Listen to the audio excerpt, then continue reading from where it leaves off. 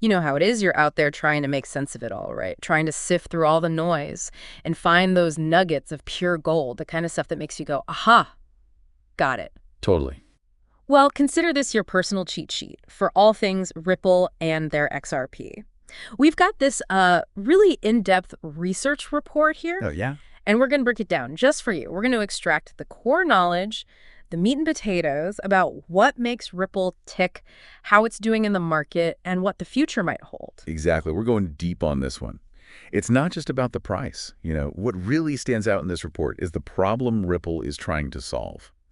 Moving money around the world quickly, easily, and cheaply. Right, because the current system, especially for international transfers, it can be a real pain. Yeah, totally outdated. So let's get into the nitty-gritty. At the heart of it all, we've got the XRP Ledger, which is a decentralized public blockchain. Now, for those of you who might be thinking, wait, blockchain, what's that again? Just imagine a digital ledger, a record book that's shared and maintained by a whole bunch of computers all over the world.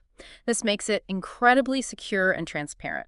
And the XRP Ledger, it's specifically designed for lightning-fast transactions and smooth exchange of value between businesses and developers. Think of it as a super efficient highway for money, custom built for the digital age. Love that analogy. A digital highway. And on top of this highway, Ripple, the company, has built a whole suite of tools. We're talking a real-time gross settlement system, meaning those big payments are finalized instantly, a platform for swapping different currencies with ease, and then there's RippleNet. That's their global payment network. And holding it all together, acting as a bridge between different currencies within RippleNet, is XRP. Absolutely. Instead of going through multiple banks, each taking their cut and their time, XRP can jump right in and make those conversions happen like instantly, from Wow. euros to US dollars, for example. Wow, so no more waiting days for a transfer to go through. The report says transactions settle in just 3 to 5 seconds. And the cost, fractions of a penny. Seriously, when you compare that to the fees and delays you get with traditional international transfers, it's almost unbelievable. And there's this concept of atomic settlement for cross-currency payments, which is huge. Basically, it's all or nothing. Either both sides of the exchange happen perfectly in sync, or the whole thing's a no-go.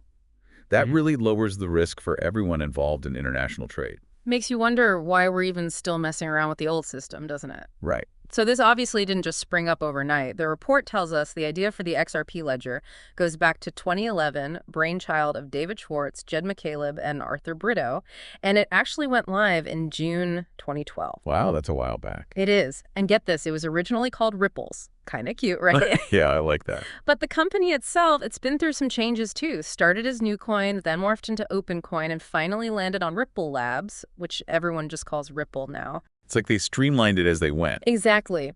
And a pivotal moment was when Chris Larson took over as CEO in September 2012. That's when they really started focusing on those big financial institutions. Makes sense. If you're going to revolutionize global finance, got to get the big players on board. Absolutely. And that brings us to who this is all really for. It's not just for the crypto enthusiasts, although they're definitely part of the story. Ripple is targeting the big guns, banks, payment providers, anyone who does a lot of business across borders. Right. They're even working with central banks that are looking into those central bank digital currencies, the CBDCs. Oh, yeah, the digital versions of a country's currency. Exactly. So they're thinking big picture. And if we zoom out for a second, think about all the headaches businesses face dealing with international payments, the delays, the fees, the lack of transparency. It's a mess. What Ripple is offering is a real tangible solution to those problems. Faster, cheaper, more transparent. It's a game changer. It's about bringing global finance into the 21st century. Couldn't have said it better myself. And for those of you who are interested in the investment side of things, we got to look at the market.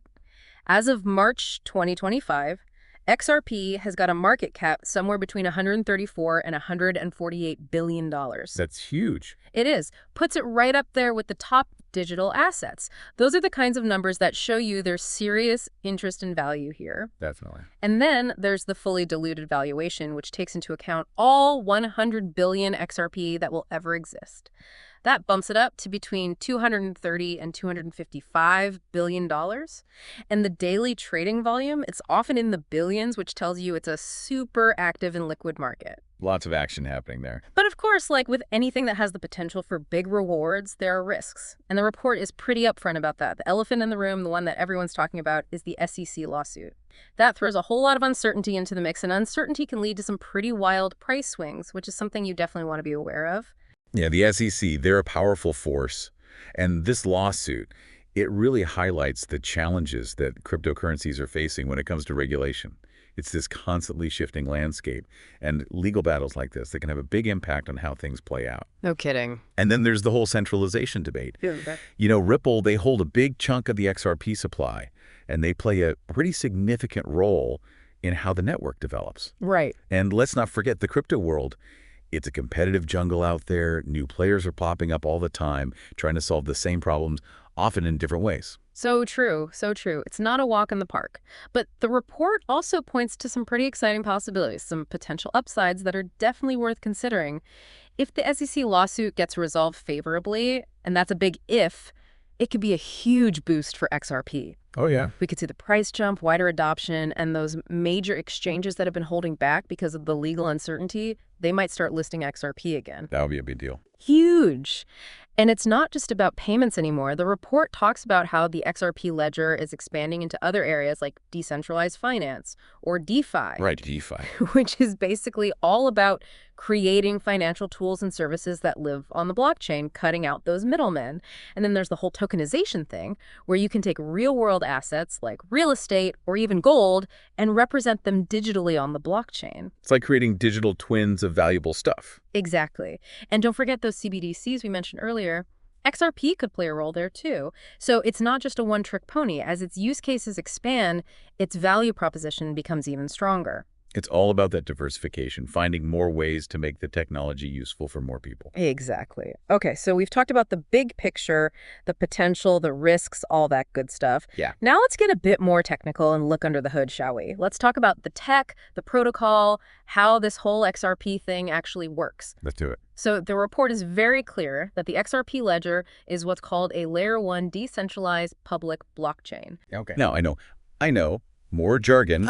Right. But just think of layer 1 as meaning it's the foundation, the main blockchain. It's not built on top of anything else. It's self-contained. It handles its own transactions. Gotcha. And to verify those transactions, it uses this really interesting method called the XRP Ledger Consensus Protocol, sometimes called federated consensus. Okay. It's a mouthful, I know, but stick with me here. It's actually a type of Byzantine fault-tolerant algorithm. The key takeaway for you is that instead of relying on that energy-intensive mining, like Bitcoin does, or staking your coins like some other cryptocurrencies, the XRPL uses a network of trusted validators. Imagine them as this group of really reliable notaries who all have to agree that a transaction is legit before it goes through. This is what makes it so fast and energy efficient. It's like a super efficient verification system. Exactly. And then the report mentions these unique node lists, or UNLs. So how do these trusted validators get chosen? It can't just be anyone, right? Right. So think of a UNL as your personal list of trusted validators. When you run a node, which is basically a computer that helps maintain the XRP ledger, you can set it up to only accept transactions that have been verified by a certain number of validators from your UNL. Gotcha. It's like saying, I only trust these specific notaries to sign off on things. This adds a layer of security and helps keep the bad guys out. So it's all about choosing who you trust and making sure there's enough agreement among those trusted parties. Precisely. And this clever system is what allows for those crazy speeds we talked about earlier, up to 1,500 transactions per second with those near-instant settlement times. And the fact that it's been running smoothly for so long, over 80 million ledgers closed since 2012, that's a testament to its reliability. Yeah, for sure. That kind of track record, it definitely speaks for itself. Absolutely. Now, one thing that's worth noting is that the XRP Ledger, it doesn't natively support the same kind of smart contracts that Ethereum does. Right, the EVM thing. Exactly, that EVM compatibility. But, and this is a big but, Ripple is working on a sidechain that will be EVM compatible. It's like they're building a bridge between the two worlds, so applications built for Ethereum could potentially run on the XRP Ledger as well. That would be huge, opening up a whole new world of possibilities for developers and users. Absolutely. And speaking of cool features, the report highlights the built-in decentralized exchange, or DX. Oh yeah, DX are super interesting. They are. For those who might not be familiar, a DX is basically a platform where you can trade assets directly with other users without needing a central intermediary like a traditional stock exchange. It's cutting out the middleman, which is a big theme in the crypto world. Totally. And having that built right into the XRP Ledger, that's pretty powerful. It allows for peer-to-peer trading of different currencies, and even those tokenized assets we talked about, all right there on the ledger itself. That's pretty slick, makes things more efficient and potentially cheaper for everyone involved. Absolutely. And those cross-currency payments with atomic settlement, that's another game changer for international transactions. It's all about eliminating risk, making sure both sides of the deal fulfill their obligations at the same time. Yeah, no more worrying about whether the other party will hold up their end of the bargain. Exactly. And then there are payment channels, which are designed for handling those micropayments, the tiny transactions, really efficiently. Like those little bits of data being zapped around. Exactly. And multi-signing, which adds an extra layer of security by requiring multiple approvals for a single transaction, like needing 2 signatures to cash a check. Makes things a lot harder for the bad guys. For sure. And being able to tokenize pretty much anything, that's another big one. You can create a digital representation of any currency on the ledger. Yeah, it's all about making things digital, making them more flexible and easier to move around. Precisely. And the report also mentions some more advanced tools like escrow, which is basically a way to hold funds securely until certain conditions are met. And checks, a way to authorize payments that can be cashed later. It's like they're building this whole financial toolkit on the XRP Ledger. It's a pretty impressive suite of features catering to a wide range of financial needs. No kidding. And then there's this upcoming integration of hooks, which are kind of like mini programs that can automate actions on the ledger, similar to the smart contracts we were talking about earlier. Ah, so that's how they're bringing that kind of functionality to the XRPL. Exactly. Hooks could really open up a whole new world of possibilities for developers, allowing them to build more complex and automated financial applications. That's exciting. More tools for the builders, more innovation for everyone. Exactly. So when we look at the developer activity, the report says there are over 18,000 different tokens and millions of NFTs already created on the XRP Ledger. Wow, that's a lot of activity. It is. That tells you there's a growing community out there exploring what this technology can do beyond just payments. Yeah, definitely a sign of a healthy and vibrant ecosystem. Absolutely. Now let's dig into the structure of XRP itself, the tokenomics. There's a fixed total supply of 100 billion tokens, and they were all created right at the beginning, back in 2012. Okay. Unlike some other cryptocurrencies where there's this ongoing mining or creation of new coins, with XRP, what you see is what you get. There's no more being made. Interesting. That fixed supply, it's like a built-in scarcity. Exactly. And that could have implications for its value in the long run. Right. Supply and demand, the fundamental forces. Totally. So in the initial distribution, 80 billion XRP went to Ripple for developing the ecosystem. Okay. And a large chunk of that is managed through an escrow system that releases a set amount each month. Ah, so it's a controlled release. Exactly. And the remaining 20 billion went to the co-founders. This whole escrow thing, it's all about transparency. They wanted to show the market that they're not just dumping a huge amount of XRP all at once. They're releasing it gradually over time. Makes sense. It helps to stabilize the market. Right. But what can you actually do with XRP? We know it's used as that bridge currency on RippleNet to speed up international payments, but what else? So beyond those cross-border transfers, XRP is basically the native currency of the XRP Ledger. It's used for general value transfer on the network. You also use it to pay the small fees for processing transactions. Okay. And those fees, they're actually burned, which means they're permanently removed from the total supply. Interesting. So the total supply of XRP is actually slowly decreasing over time. And we're also seeing it being used more and more in the DeFi ecosystem on the XRPL, and it's the base asset for creating and trading other tokens and NFTs on the ledger. So its use cases are definitely expanding beyond just payments. So it's becoming more versatile, more useful in different contexts. And in terms of how the network is governed, it's a decentralized system. Any changes to the rules, they require a supermajority, like 80% agreement from those validators over a 2-week period. And anyone can become a validator. It's permissionless. That high bar for changes, it really shows their commitment to stability and preventing any one entity from having too much control. Right. It's all about checks and balances, making sure the power is distributed. And to be clear, you can't stake XRP in the traditional sense to earn rewards. It's just not how their consensus mechanism works. But there might be some platforms out there that offer lending services where you can potentially earn interest on your XRP. It's a different approach, but it still offers some opportunities for those who want to put their XRP to work. Exactly. Now, let's switch gears and talk about how XRP has been performing in the market and what the on-chain data tells us about how it's actually being used in the real world. We already talked about the impressive market cap and trading volume, so what about price action? How has it been behaving lately? So, the report says that daily price swings are pretty normal in the crypto world, and XRP is no exception. But in the week leading up to mid-March, the trend was generally positive. Okay. Although looking at the monthly performance, there was a bit of a dip. But what really stands out is the yearly increase, which is somewhere between 270% and 326%.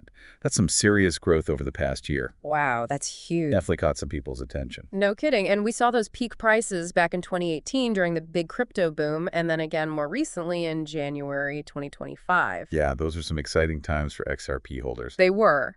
But let's look beyond just the price and see what's happening on the XRP ledger itself, the on-chain metrics. The report talks about this really interesting spike in active addresses in early March.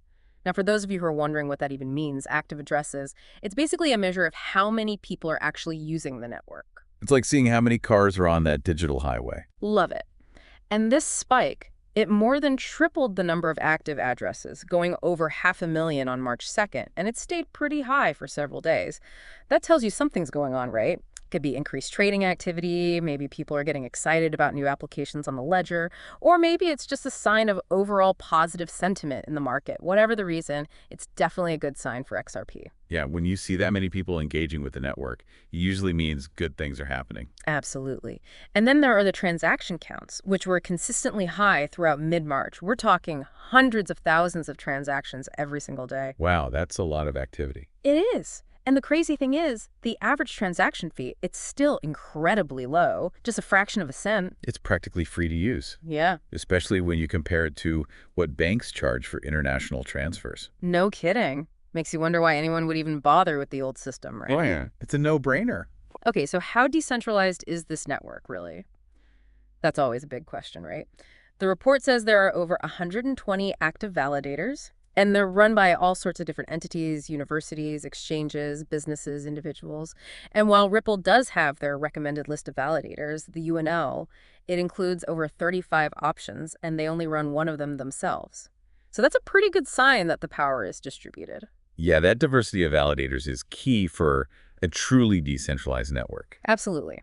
Now, when we look at how the network is actually being used, the total value locked in DeFi applications on the XRPL is still relatively small, around $80 million. Okay. But those high daily transaction counts and the increased activity in those automated market makers, which are platforms for decentralized trading, they tell a different story. So the ecosystem is branching out beyond just payments. Exactly. The DeFi space on the XRPL, it's still early days, so it's not surprising that the total value locked is still relatively low. Makes sense. But the fact that we're seeing more trading volume on those decentralized exchanges and a surge in new wallets being created towards the end of 2024, that tells you adoption is growing, and people are starting to use the XRPL for more than just basic payments. That's a good sign for the long-term health of the ecosystem. Absolutely. Now, I gotta say, it's a shame the sources we have don't include things like real-time social media sentiment or Google Trends data. Yeah, that'd be interesting to see. Right. It would give us a better sense of what the general public is thinking about XRP and how much interest there is out there. Absolutely. Okay, so let's zoom out a bit and talk about the bigger picture. The Ripple ecosystem, the partnerships they've built, and how they stack up against the competition. The report talks about a growing ecosystem with new dApps like XORAPad, which is described as an AI-powered launchpad for new crypto projects on the XRP Ledger. That's pretty cool, right? Definitely sounds cutting edge. It's like an incubator for new projects powered by artificial intelligence. Exactly. That kind of stuff attracts developers and investors. It shows that there's innovation happening. And then there's their integration with Chainlink, which is a well-known provider of data for smart contracts.